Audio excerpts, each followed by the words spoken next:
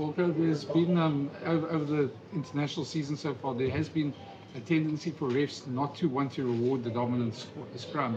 I don't know if you've picked it up. I mean, it seems that way. Just your thoughts on that, and just how do you handle it when you know you've got the upper hand, but the ref just doesn't give you the penalty?